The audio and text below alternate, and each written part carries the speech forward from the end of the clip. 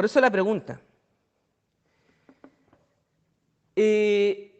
No digo que nosotros seamos fariseos, pero si nos descuidamos en el cuidado del amor a Dios y el amor al prójimo, entonces puede ser que en un par de años nos convirtamos en fariseos. Dios no lo quiera.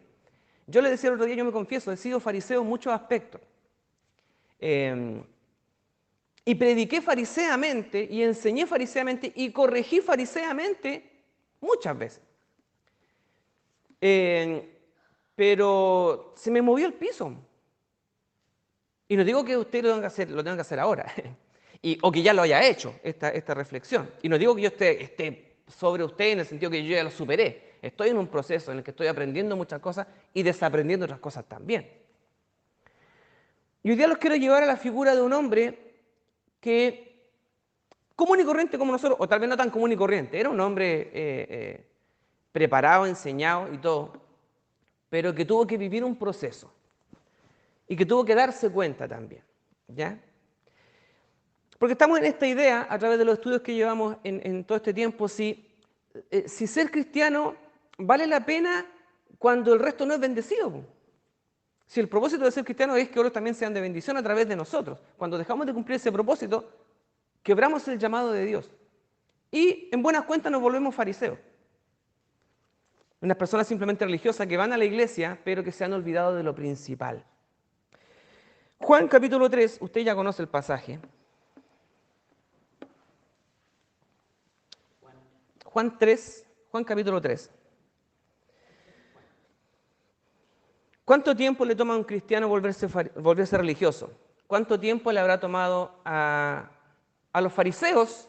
Porque el fariseo no es un término peyorativo, no es un mal término. Nosotros asociamos hoy día a un fariseo como una persona religiosa que se ha olvidado del amor al prójimo, de una persona que se ha olvidado de la misericordia, pero el término fariseo no era en esos tiempos era un cargo importante dentro de un superintendente, digamos, un ministro. Aunque hoy día, ¿cierto? Uno si quiere insultar a alguien le puede decir ministro y también puede que también lo insulte. O que usted tal vez, que en pocos años más, así como va la cosa, ¿cierto? Usted le diga, está igual que los políticos. Porque antiguamente tal vez, ¿cierto? Un político era una persona respetada, ¿cierto? Que una persona que hacía... no sé qué hacen los políticos, pero bueno, algo harán. El punto es que hoy día a usted le dicen, está igual que los políticos. Entonces no es un halago, es un insulto. En esos tiempos, decirle a alguien fariseo probablemente era un halago. Pero con el tiempo, cuando Jesús comienza a desenmascarar a los fariseos, decirle fariseo a alguien, probablemente en la primera iglesia, en los primeros años, si alguna mano dice, estás poniendo fariseo, era un insulto más que un halago, ¿ya? Pero en esos años, en un principio no era un insulto. Hoy día nosotros lo vemos no como un insulto, pero sí decir, si me estoy volviendo fariseo, no es nada bueno. Antes del nacimiento de Cristo, volverse fariseo era algo bueno. Hoy día volverse fariseo es algo no muy... Y hay un hombre fariseo llamado Nicodemo.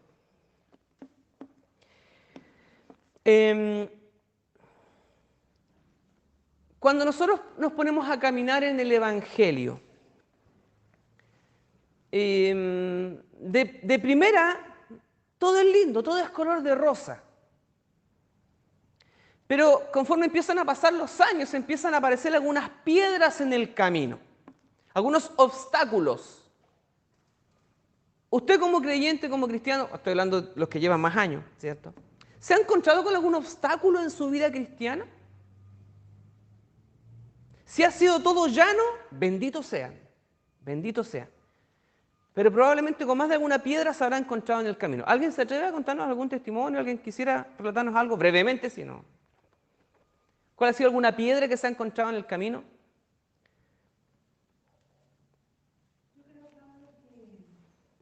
Son muchas las piedras que vamos encontrando en el camino. Quizá ahora de forma muy puntual pudiéramos mencionar algunas, pero la vida cristiana no está exenta de todo eso que se llaman dificultades y vallas que tenemos que ir saltando. Y esa es ahí yo creo que cada uno de nosotros nos damos cuenta de cuál es la motivación espiritual que tenemos. Si es, porque hay gente que, como tú decías en un ratito, Claro. primera etapa uno se siente derrotado y dice, bueno, si este que le da esto, entonces yo realmente no sirvo más. Después hay otras motivaciones. Sin embargo, el Señor nos ha, por lo menos, creo que la experiencia que tengo es como la de muchos hermanos, que mientras más situaciones complicadas la vida nos pudiera presentar, sabemos a quién tenemos de nuestro lado. Por lo tanto, el Señor grande que partió siendo algo tan tremendo cuando recién conocimos, termina siendo más grande aún. Cualquier sea la situación que podamos estar viviendo. ¿Alguien ha tenido alguna situación que tal vez lo haya debilitado? No digamos que lo haya tirado por tierra completamente, pero que lo haya debilitado. ¿Que partió como avión o como caballo inglés, dicen? No tengo idea por qué se dice partió como caballo inglés. No sé si se chanta a la mitad de camino, no tengo idea. Pero es como decir el que parte bien, pero la mitad empieza a guatear, hablando en francés, ¿cierto? Por ejemplo, yo le puedo dar de parte de mi vida cuando bueno, en mi adolescencia, cerca de los 18, yo como que retomé con toda la fuerza todo mi compromiso cristiano. Entonces, oraba harto, leía harto la Biblia, no me perdía ningún culto. Pero como les decía en ocasiones anteriores, ¿cuánto tiempo puedo estar sin pecar? ¿O cuánto tiempo puedo estar en esa situación? Yo embalado, oraba mucho, leía mucho al día, leía bastante también y iba a todos los cultos y retiros que podía ir. Pero empezó a pasar el tiempo y ya no iba a tantos retiros. Ya si hacía, por decir algo, si me arrodillaba 10 veces al día a orar, ahora me arrodillaba 5. Si leía, qué sé yo, tantas horas la Biblia, ahora leía 10 minutos. Entonces me comencé a resentir un poco en ese sentido, en que toda esa aceleración inicial empezó como a, después de esa partida, ¿cierto? Es como me imagino como el caballo, o en la carrera, que parte un embalado, pero no puede sostener ese ritmo en el tiempo.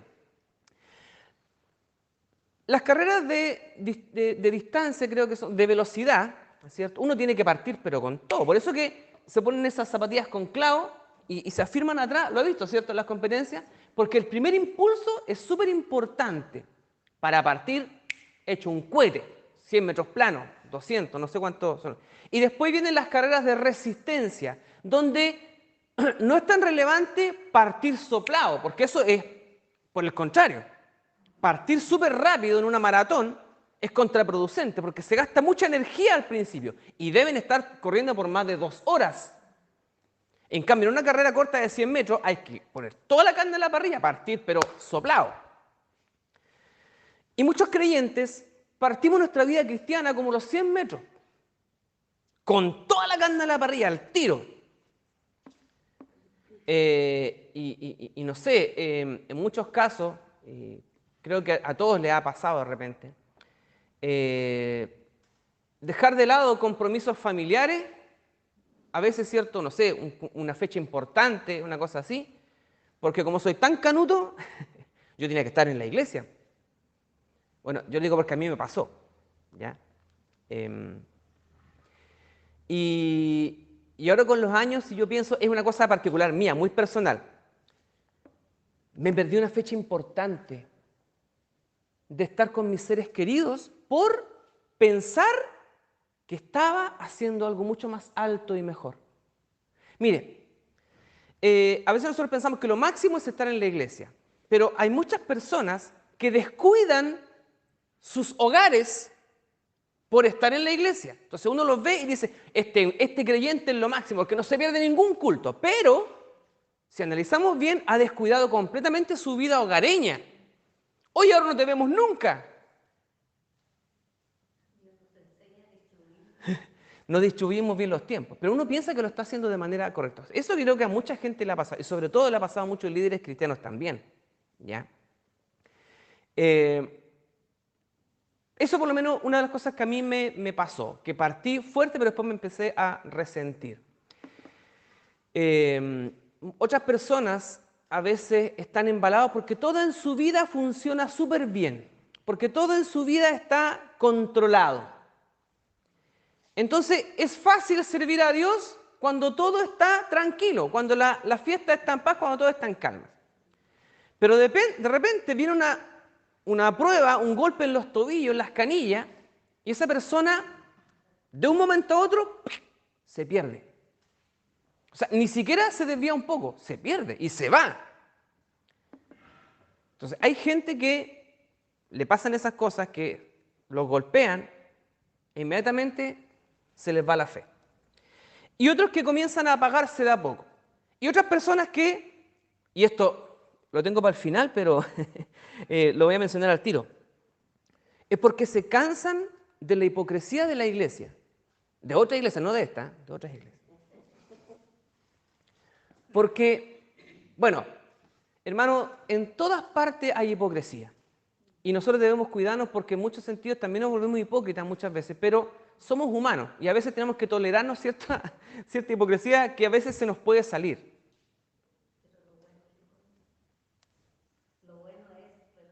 Lo bueno es reconocer. Y de hecho, a veces aunque el resto no, porque a veces uno espera que otros reconozcan sus errores. Porque, bueno, como le digo, esto está para más adelante. Pero hay mucha deserción en las filas cristianas y mucha deserción en las iglesias, porque a veces nosotros los mismos cristianos no estamos a la altura de las circunstancias, porque no hemos dado buen ejemplo. Entonces hay gente que dice, no, para ser como tal, para ser como cual, y por eso ya no van, no se congregan, porque se desilusionaron, no de Dios, no de Jesús, pero de la gente. Ahora, el cristiano maduro, y esto también Pablo lo va a decir en sus cartas, tiene que estar por sobre esas circunstancias. Porque sabe que se va a encontrar con esas cosas en la iglesia. Y decíamos el otro día, pero en la resolución de esos conflictos está el crecimiento. Pero el que al primer conflicto se manda a cambiar, entonces... Ahora, eso ha pasado históricamente en todas las iglesias. Gente que se siente desilusionada porque algo pasó y se van. Después vuelven, se sanan y siguen adelante. Pero hay gente que nunca se puede sanar de esas cosas. Entonces, ¿cuánto le toma a una persona para volverse fariseo? Bueno, hay diversas razones y diversos tiempos. Entonces, nosotros tenemos también como cristianos que trabajar para que no nos llegue el agua al cuello. Y ojalá que tengamos controladas esas situaciones. Porque van a ocurrir, claro que van a ocurrir. Muchas circunstancias. La pérdida de un trabajo, la pérdida de un ser querido, una enfermedad, qué sé yo, desilusiones dentro de la iglesia, qué sé yo, que flojera, porque a todos nos ha dado flojera espiritual. Que hay tiempo que después de un retiro andamos todos embalados, pero empiezan a pasar las semanas y ya, ¿cierto? Todos nos empezamos a resentir. Hacemos ejercicios, campañas, de repente decimos, ya, vamos a hacer un mes de oración. Estamos todos embalados, pero después de un mes estamos medio cansados. Y eso es normal que nos pase. Tenemos que buscar las estrategias para que no nos alcancen esas aguas, ¿ya? Pero entender que la iglesia no es perfecta en el sentido, es perfecta en el sentido que tiene el Espíritu Santo y fue fundada por Dios. Como concepto, como idea, es perfecta. Nosotros los creyentes somos los que a veces, ¿cierto?, tenemos imperfecciones, pero yo estoy seguro que Dios ha querido que así sea. Porque por las imperfecciones empezamos también a reconocer muchas cosas y a perfeccionarlas. Si las iglesias fueran perfectas, yo creo que no habría más crecimiento. Y en la resolución de los conflictos y en el aprendizaje de los conflictos y en los sufrimientos, la iglesia se fortalece. Cuando hay pérdidas de personas en la iglesia se fortalece. Algunas resultan muy debilitadas, ¿cierto? Pero también hay que trabajar para que eso no nos ocurra. Porque también, así como nosotros nos esforzamos como iglesias de Cristo para mantener iglesias sanas, usted se preocupa por mantener su cuerpo sano. Ojalá que así sea. Pero inevitablemente se va a enfermar en algún momento. A menos que vivan estas cámaras hiperbáricas, no sé cómo se llaman, unas cámaras donde están, en muchas clínicas, hospitales, cosas así, hay salas donde hay que meterse con unas mangas adentro, ¿cierto?, para que no entre ningún bicho. Las iglesias no estamos metidas dentro de cámaras inocuas, no sé cómo se llamarán. ¿Cómo? Hiperbárica, ya. La iglesia no está metida dentro de una cápsula hiperbárica, ni dentro de una cápsula cerrada al vacío, donde le han sacado todas las infecciones. La iglesia está inserta en un mundo donde estamos por todos lados llenos de contaminación. Si inevitablemente la contaminación puede que entre a la iglesia, pero así como el sistema inmune del cuerpo detecta eso y lo bloquea, así también. Y cuando el cuerpo humano no es capaz de sacarlo, hay que hacer tratamientos. Ir al médico, recibir un diagnóstico y tomar medicamentos, ¿cierto? Así funciona. La iglesia también. Entonces, a veces nosotros creemos que a la iglesia no le entran balas. Sí, le entran balas, y muchas balas. Y muchos bichos raros entran en la iglesia. No me hablo de bichos raros los hermanos. Me refiero a enfermedades espirituales. Entran en la iglesia y entran en los creyentes también. Entonces tenemos que estar atentos también para que si aparece uno de esos bichos, dificultades, problemas, los detectemos y podamos poner la vacuna adecuada y hacer el tratamiento adecuado. A veces, después de una operación, queda una cicatriz que le recuerda a usted que algo pasó. Y en la iglesia pasa exactamente lo mismo. La iglesia sufre heridas muchas veces. Hay que hacer alguna operación y queda una cicatriz que le recordará siempre que usted es débil, que es de carne, que se enferma, y la iglesia también. Cuando somos conscientes de eso, ya nos sacamos una mochila de encima, porque pensamos de que somos perfectos. Y no somos perfectos, somos súper imperfectos. Estamos luchando y Dios está trabajando en nosotros para nuestro perfeccionamiento. Bueno, Jesús y Nicodemo, capítulo 3. Había un hombre de los fariseos que se llamaba Nicodemo, un principal entre los judíos. Este vino a Jesús de noche y le dijo: Rabí, que es maestro, sabemos que has venido de Dios como maestro, porque nadie puede hacer estas señales que tú haces si no está Dios con él. Jesús le respondió y le dijo: te digo ciertamente que el que no nace de nuevo no puede ver el reino de Dios. Nicodemo le dijo: pero ¿cómo va un hombre nacer siendo viejo? ¿Puede acaso entrar por segunda vez en el vientre de su madre y nacer? A usted cuando le hacen una pregunta, a veces una pregunta un poco... Porque la pregunta de Jesús no es muy amable. O sea, si la leemos bien, Nicodemo va así como todo maestro, así como tirándole flores a Jesús. Y Jesús le responde con una pregunta un poco absurda incluso. Que no era por último podría haberle dicho: gracias por tu palabra, Nicodemo, eres bienvenido, sino que Jesús le responde con... Y cuando Nicodemo escucha la pregunta se siente atacado y responde con sarcasmo. La respuesta es sarcástica, ¿cierto? Le dice: pero ¿cómo ¿puede acaso una persona volver a meterse en la guatita de la mamá y nacer de nuevo? Eso no se puede hacer, po. Responde con... Si usted se fija bien, la respuesta es sarcástica. Ay, ¿cómo va a hacer eso? Entonces, el primer encontrón entre Jesús y Nicodemo no es un encuentro amable. ¿Por qué es así? Bueno, eso es lo que vamos a analizar. Cuando un cristiano se está volviendo un religioso, ¿se dará cuenta?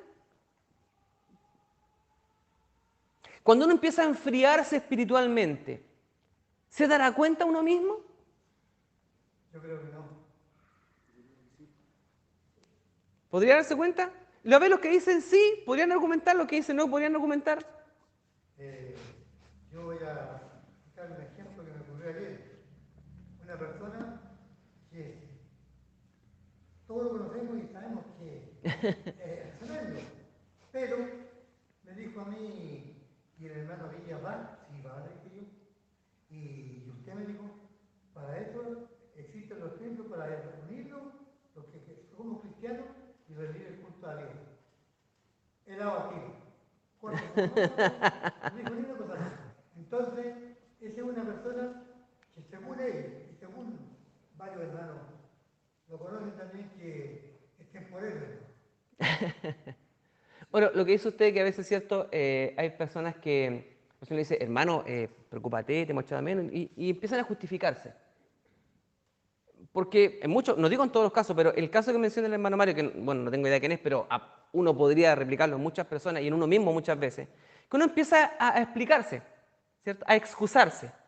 Y pensar que sus explicaciones, uno explica no para el resto, sino que uno se explica como se excusa consigo mismo. No, si yo estoy bien, yo en mi casa sigo orando, en mi casa sigo leyendo la Biblia. Es lo que todos hemos dicho en algún momento. Cuando dejamos de congregarnos, ¿cierto? Decimos: no, pero yo sigo... Sí, te falta, lo que decían ustedes la otra vez cuando volvimos a hacer cultos presenciales, esto nos hacía falta.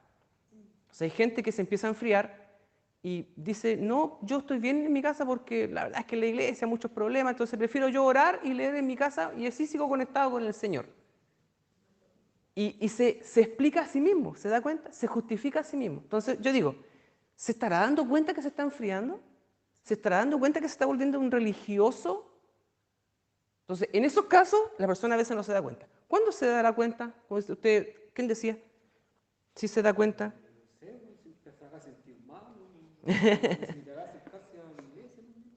Bueno, también es un caso, ¿cierto? Uno dice, estoy sintiendo que algo me está faltando. Ahora, puede que yo diga, ¿será Dios? Porque puede ser, cuando una persona ha estado cerca de Dios y empieza a alejarse y empieza a tener ciertos sentimientos, puede que de buenas a primeras nos diga, Dios me hace falta. Eso que me está resintiendo es Dios. Probablemente esté buscando muchas explicaciones y la última respuesta diga, debo reconocer que lo que me falta realmente es Dios. Puede ser también. Hay personas, ¿cierto?, que se dan cuenta, pero tal vez no encuentran la respuesta adecuada. Pero se dan cuenta que algo está fallando. Así como en un cuerpo enfermo, ¿cierto? A veces nos negamos a reconocer que estamos enfermos y otras veces el cuerpo nos empieza a avisar. Entonces, algunos que son más conscientes dicen, estoy resintiendo esto. O si no, los que están al lado le empiezan a decir, tenés que ir a médico. ¿Sí o no? Bueno, a veces, y eso también es lo que quería decir, a veces la persona no se da cuenta, pero su entorno sí se da cuenta.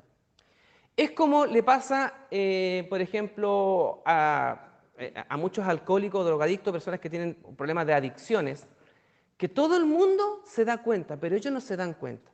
Entonces, en muchos casos, y esto pasa así, hacen reuniones donde juntan a sus seres queridos y reciben a esta persona para decirle, mira, tú no quieres caer en la cuenta todavía no quieres asumir que tienes un problema.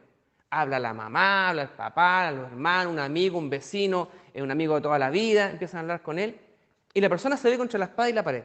O reconoce que tiene un problema o en buen francés se hace el gil. Y con los creyentes pasa lo mismo. Entonces muchos creyentes negarán que algo está mal en sus vidas y se excusarán todo lo posible. Pero puede que en algún momento sí. Sí, pues yo creo que la familia critica más que ellos. Bueno, a veces sí. Bueno, por lo Que yo menos encuentro que también más que dentro de la crítica entiendo que hay una buena intención, pero a veces no hay sabiduría para hacerlo. la manera de decir las cosas, de expresarse. Yo creo cuando yo estaba en la lolería, ya 15 años más o menos, yo andaba medio descarriado. Mi hermano, yo no dudo que mi hermano me ama, me lo ha dicho, y yo le creo, y estoy seguro que me ama y yo lo amo mucho también. Y en su amor, él me daba, pero firme, tú que andáis por acá y por allá y que te portáis mal y que así rabiar a los papás y que llegáis tarde y andáis con tus amigotes y en su amor, en su intento de querer enderezarme, me picaba más. Entonces, yo creo que a veces nos pasa eso. La gente de nuestro entorno quiere ayudarnos, pero a veces no tiene las herramientas. Mi hermano no tenía las herramientas. Entonces, en vez de acercarme, insisto, yo creo que la motivación detrás de toda esa crítica de mi hermano era el amor. No creo que haya sido el destruirme. Yo no lo entendía así en ese tiempo. Ahora sí entiendo. Entonces, probablemente él, si conversamos este tema más profundamente, me dirá, hermano, pucha, yo la verdad es que no, el método que usé para aconsejarte no fue el mejor. Gracias a Dios el Señor pudo hacer la obra, pero detrás de toda su crítica había una buena intención. Y a veces, claro, como los métodos no son los mejores, uno también se tiende a alejar. Y yo lo que hice en ese tiempo más me alejé que me acerqué por toda esa crítica. ¿Ya? Pero gracias a mis hermanas más adultas, yo seguía yendo tranquilamente. Porque si no me habría dejado con mi hermano, con mi cuñada, y ya, si me van a criticar todo el rato, no voy a ni un lado. Pero cuando iba recibía el amor de mis hermanos mayores, que yo creo que los hermanos mayores también, hermanos mayores me refiero espirituales, tienen también más madurez para abrazarlo a uno. Así que las personas, algunas sí se darán cuenta y otras definitivamente no se van a dar cuenta y se van a excusar hasta el final, hasta que toquen fondo. Como le pasa a las personas con adicciones, muchos creyentes también tocan fondo en algún momento y se dan cuenta que no les queda otra que volver a Cristo, del cual nunca debieron haberse ido, ¿ya? Bueno, y algunas personas ni siquiera se alejan de la iglesia, sino que simplemente se vuelven religiosos, pierden la sensibilidad y simplemente van a la iglesia. Como decía el hermano Mario hace años atrás, cristianos salvados, sentados y servidos, ¿cierto? Un cristiano que simplemente va por costumbre, porque no pierde nada ni gana nada. Simplemente va. Y eso, le aseguro, hermano, que en otras iglesias, no acá, pero en muchas iglesias sí pasa eso. Yo lo he visto en mi vida cristiana, en mi vida, y lo he visto en vida de otras personas también, que eso ha pasado. Mientras preparaba el estudio, me surgió un concepto que nosotros en estos tiempos lo estamos manejando muy bien. Sistemas de alerta temprana. ¿Lo ha escuchado?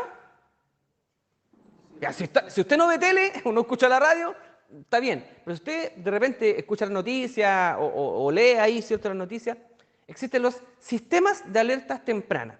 Yo noté la definición acá. Un sistema de alerta temprana es una herramienta que surge frente a la necesidad de contar con un sistema que identifique tempranamente un riesgo con el fin de anticiparse a sus posibles consecuencias.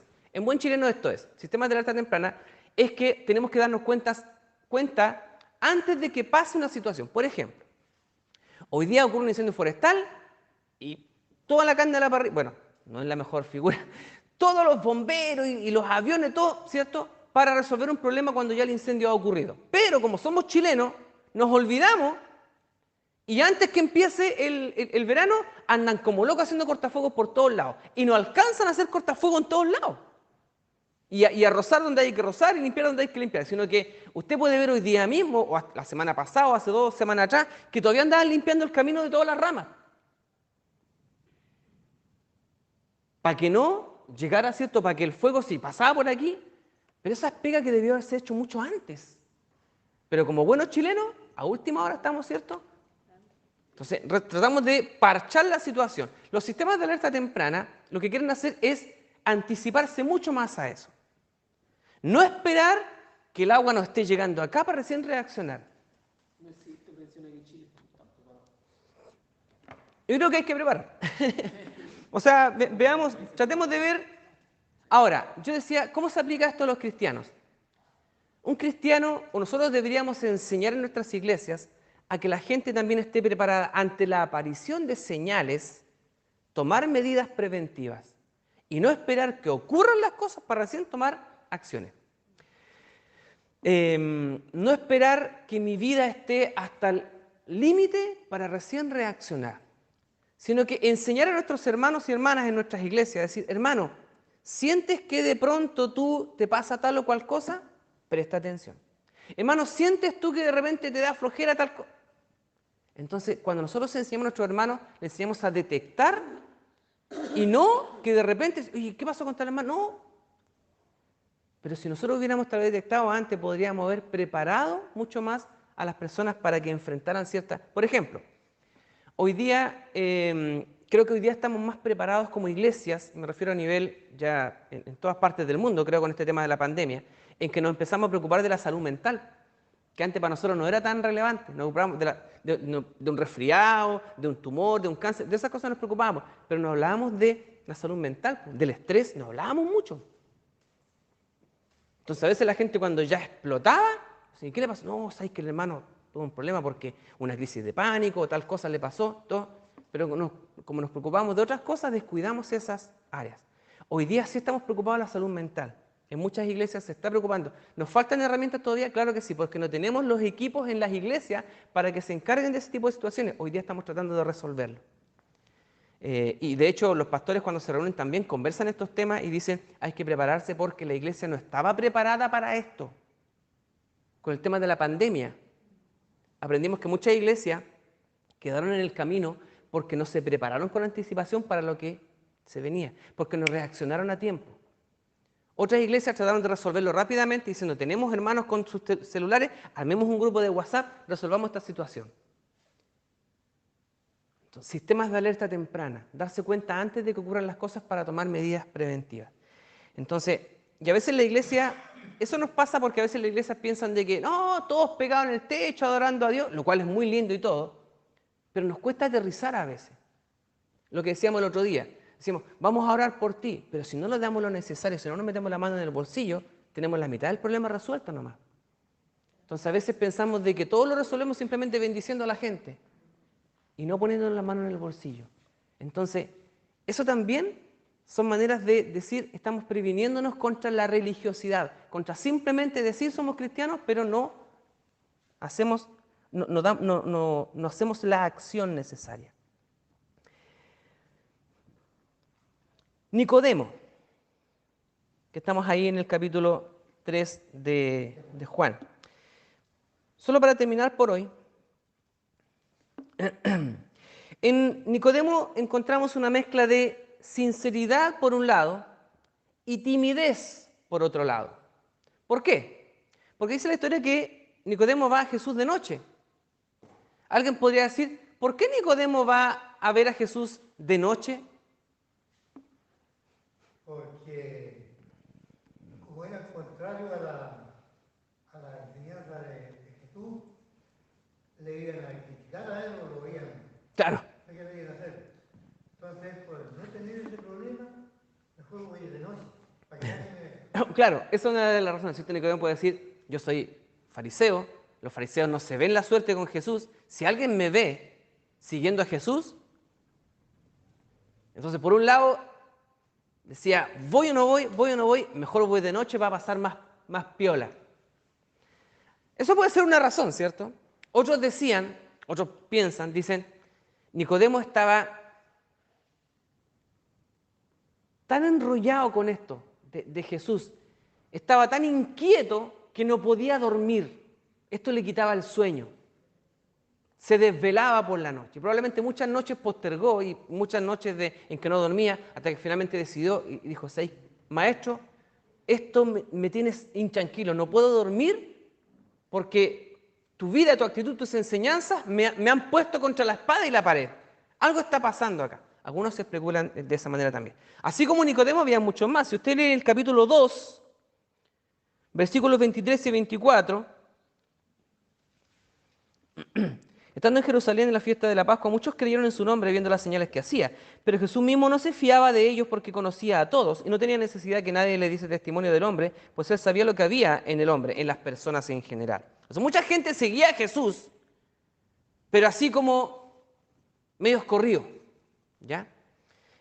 No nos dé el pasaje acá, pero hay otros pasajes también donde se dice de que había muchos judíos, sí, que eran fariseos también y religiosos, que escondidos andaban siguiendo a Jesús, como José de Arimatea y también, cierto, Nicodemo, que eran hombres que pertenecían a la religión tradicional y que tenían cierto temor de acercarse a Jesús públicamente, porque probablemente tenían mucho que perder en lo económico, en lo social, aunque en lo espiritual tenían todo que ganar, ¿ya? Así que Nicodemo va con una mezcla de sinceridad y timidez delante de Jesús. La pregunta es, ¿qué lo lleva a ver a Jesús? ¿Curiosidad? Puede ser. Un corazón y una mente inquietos. Tengo algo que no me puedo sacar de acá, decía Nicodemo. Necesito resolver esta situación. Entonces sabía que ese algo era Jesús. Jesús le provocaba algo a él, una incomodidad, no incomodidad en el mal sentido, sino, ¿se ha quedado usted después de un sermón intranquilo o que no ha podido en la noche dormir porque el sermón le da vuelta en la cabeza? Ojalá que mate una ocasión. Porque es bueno cuando la palabra de Dios no hace eso. No es tan bueno cuando termina el sermón o termina el estudio y usted cierra su Biblia y se va a estar tranquilita y sino cuando la palabra lo inquieta, así como a Nicodemo. Los sermones de Jesús estaban golpeando el corazón y la mente de Nicodemo, lo estaban haciendo cuestionarse un montón de cosas en su mente. Probablemente, y no es probablemente, lo más seguro es que Nicodemo era uno de estos religiosos que no se perdía ningún culto, que se sabía toda la Biblia, que era tal vez el hombre más ordenado. El premio a la perseverancia, vamos a entregar el premio al hermano más bacán de la iglesia, Nicodemo. Y Nicodemo tenía un montón de diplomas, así como el empleado del mes, el hermano del año. Y probablemente Nicodemo en su vida tenía lleno de diplomas y trofeos por ser un hombre súper religioso. Pero cuando Jesús empieza a predicar, Nicodemo sentía de que le estaban pegando en las canillas. No, Jesús no decía, Nicodemo es aquí, es allá. Pero todo lo que Jesús predicaba, a Nicodemo le producía algo, le incomodaba algo en su corazón. Algo estaba haciendo un clic. Mire, y no tan solo a Nicodemo, toda la clase farisea del tiempo de Jesús estaba siendo golpeada. Algunos se defendieron como gato de espaldas, justificando lo que ellos hacían. Pero Nicodemo dijo, este hombre algo de razón tiene. Como ese que se excusa diciendo, no, si yo sigo, yo estoy bien así como estoy. Y no se dan cuenta, así como el adicto que no se da cuenta y se excusa de mil maneras distintas. Los fariseos se defendían como gato de espaldas de todas las acusaciones que Jesús hacía contra ellos. Y Nicodemo probablemente era uno de los mismos. Pero en algún momento Nicodemo dice, ya no tengo más explicaciones. Como que Nicodemo dijo, me estoy dando cuenta que las palabras de Jesús tienen razón. Y que no me sirve de nada todos mis trofeos, todos mis diplomas. No me sirve de nada ser el primer hermano, el principal en mi sinagoga, en mi iglesia. Si las palabras de Jesús están golpeando mi corazón, haciéndome preguntar si lo estoy haciendo tan bien como yo creía. Y con esta inquietud va Nicodemo. Y va, ¿cierto? Y con humildad se va delante de Jesús y le dice, Rabí, creemos, dice él, no dice tan solo cierto de parte de él, sino que junto con él habían varios más probablemente que pensaban lo mismo. Decía, creemos que tú vienes de parte de Dios. Pues como maestro nadie enseña las cosas ni hace las señales que tú has hecho. Y Jesús no le da las gracias ni nada, sino que lo pone contra la espalda y le parea al tiro, ¿cierto? Entonces, bueno, Jesús tenía esa capacidad para terminar. En muchos casos Jesús fue suave con sus palabras. Hay personas a las que usted le habla suavemente y entienden, ¿cierto? Entienden con buenas palabras. Pero hay otros a los que hay que hablarle a veces golpeados y zamarrearlos un poco. Las palabras de Jesús hacia Nicodemo fueron un tirón, un zamarrón, como un tirón de mecha. A veces necesitamos ser sacudidos en nuestra manera de pensar y de vivir. Nicodemo tal vez dijo, voy a empezar con el pie derecho, saludando al maestro y presentándole mis respetos. Y tal vez si Jesús hubiera dicho, mira, muchas gracias, bueno, sentemos la conversación, un cafecito, ya, conversemos en buena onda. Y en esa buena onda a veces pasa que nunca se hablan las cosas importantes. ¿Hablaste con tal persona? Sí, lo fui a ver, pero ¿hablaste del tema que tenías que hablar? Bueno, estábamos en un café, estuvimos conversando, estuvimos como 2 horas conversando. ¿Pero hablaste del tema que tenían que hablar? La verdad es que no. Y a veces va, ¿cierto? Y vengo a hablar directamente lo que tengo que hablar con usted. Tengo que resolver esta situación, así que lo hablo directamente. Y en el caso, Jesús muchas veces lo hizo de esa manera. Dijo, no sé aquí nada tanto adorno, vamos al tiro del hueso nomás. Un zamarrón. Yo espero que con nosotros no hagan falta zamarrones de parte del Señor, sino que entendamos con buenas palabras. Pero en muchos casos, hermanos, creo que muchos de nosotros hemos pasado por situaciones que nos han sacudido, nos han remecido. Para así, ya, asosiégate, siéntate y escucha lo que tengo que decirte. Lo que le dijo Jesús a Nicodemo, tienes que nacer de nuevo, ¿cierto? Y la respuesta de Nicodemo diciendo, pero ¿cómo lo voy a hacer? Meterme en la guata a mi mamá y nacer de nuevo, mi mamá ya no puede. Po. A ver, Nicodemo, vamos a calmarnos un poco. Eso lo vamos a ver la próxima semana. Amén. Solamente con eso por hoy.